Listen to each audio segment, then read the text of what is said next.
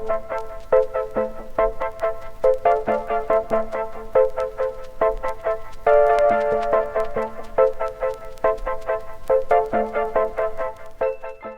everyone, this is Dave from Geekanoids and this is my full review of the Nokia 700 mobile phone. Now before I start this review, I should say a big thank you to Vodafone.co.uk for loaning me this handset to review. You can pick up the Nokia 700 from Vodafone from just £26 per month on contract. Now, I'm not going to go over all of the specifications in this video because I've already done an unboxing and product tour. So if you want to check out the full specs, you're going to have to hit the annotation on your screen now or check the link underneath this video, and that will take you to my video showing the unboxing of this mobile phone. Now I will give you a very quick tour. We've got a nice AMOLED display on the front of the handset. We've got some physical buttons underneath for making and taking calls and also accessing the sort of menu. And we've got a sensor on the front. We've also got on the top here the charging jack, micro USB and 3.5mm audio jack. A nice slim profile as you can see. And then on the bottom here we've got a little place for connecting a wrist strap. We've also got a speaker just down here. On this side, direct access to the camera. We've also got a lock button, volume rocker, and then round on the back a really nice 5-megapixel camera, and that's supported by a flash just above the lens there. The 5-megapixel camera performs very well, nice clean colours on the photos. And something else to mention is the build quality. Very impressed with the build quality. A nice metal back here under which the battery and SIM card resides, and it's just finished off very nicely. This feels really nice in the hand. Now I want to start by just talking a little bit about call quality and also about the battery life on this mobile phone. First of all, call quality. Incoming call quality via this speaker grill here, extremely good, pristine audio from incoming call quality. Outgoing call quality, not quite so good, but still more than acceptable. Underneath this battery cover here, we have got a Nokia BP5Z battery, and that does a really good job of powering the mobile phone.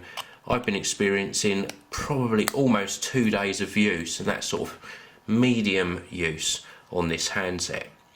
Now the handset's running Symbian, it's not running Android or anything, so that's why it looks a little bit different to some of the Android reviews I've been doing lately, but we still get plenty of home screens to populate with widgets and shortcuts. One of the really nice touches I thought is every time I swipe between screens you can see that background wallpaper changes. I think that's really cool. Now I mentioned call quality. I'm just going to pop into these icons just at the bottom of the screen here. The middle one is the dialer. Nice large buttons to dial with. Let's go back out to that home screen, and then these other two. This one here gives you access to personalising your phone with various widgets and shortcuts, and the one on the left gives us access to all of the contents on the phone, and you can scroll by swiping on the capacitive touchscreen. Nice shape icons on this as well. I think they've done a really good job of designing the user interface on the Nokia 700. Let's pop out to that home screen again. I'm going to show you a quick look at messaging. I'm going to tap to right in here, and you can see a little QWERTY keypad pops up. Let's give this a try in portrait format first of all.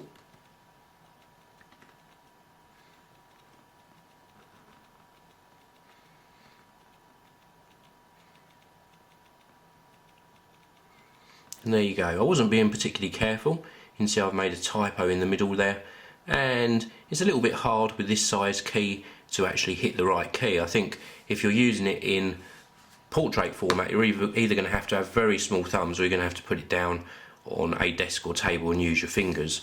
But you can of course turn it round into landscape format, and let's give this another go.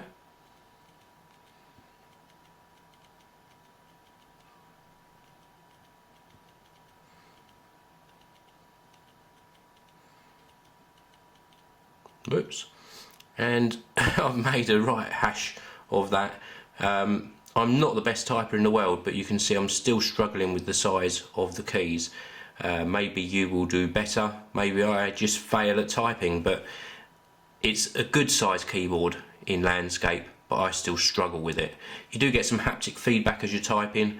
You might want to turn that off. I find it a little bit irritating, but overall a pretty decent sort of texting experience.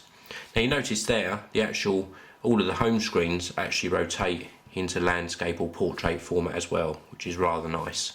So let's go into some web browsing. Now I've got the Apple website already loaded. Let's pop that round into landscape. It's a nice clear screen, quite fluid in scrolling. You can see there's a little bit of sort of stutter. We can pinch to zoom and you can see that the text is nice and clear to read. Now I'm connected via Wi-Fi at the moment. Let's just go to the Geekanoids website, and it loads pretty fast. What you must take into account is that my website is very video heavy, so it does take a long time to load all those videos in, and at the moment it doesn't support playback of video within the browser. Now I haven't explored it quite enough. I would imagine with some sort of plugin you might well get the videos to play back, but it just comes up with a missing plugin sort of error on the videos. If I go over to this side of the website, you can see it's still loading in and struggling a little bit. So for something like my website that's very video heavy, it is going to struggle. But for simpler websites like the Apple one that I was on before, if I just go back to apple.com, it loads nice and fast. It's probably optimized for mobile viewing as well, and it's just a pleasure to use for most websites, but not all. So let's pop back out to that home screen one more time, and one thing that I always play on these mobile phones is Angry Birds. I've already been playing it on this, and gaming on this is pretty good.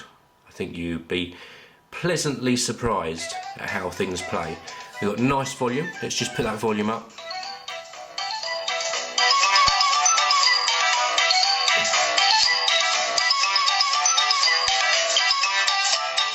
So at high volume we've got a little bit of distortion there, but not too bad at all. Let's click play, and we've got the familiar Angry Birds game. We can pinch to zoom in and out of the levels. We can pull back and try our luck at completing the level, and there we go. It just plays nice and fluidly. I think this sort of phone is ideal for this type of game, and the touchscreen's nice and responsive, so it does a good job for gaming. So the Nokia 700, where does it fit nowadays with all of these Android based handsets? Well, it's very difficult to say. Personally, I probably wouldn't buy an sort of non-Android or non-iOS handset, but having said that, the Symbian operating system does do a nice job. It's got nice design aspects, it works nice and fluidly, the price is good at just £26 a month, produces good photos, plays games well, great for communications, so it can sort of be recommended if you really don't want an Android based phone or an iOS phone, or maybe even a BlackBerry to throw that into the equation. It's a very nicely made handset, super thin, super light, nice and responsive, and feels just right in the hand. This is the Nokia 700. Thank you very much for watching. Please do subscribe to the channel, and I will see you all in the next video.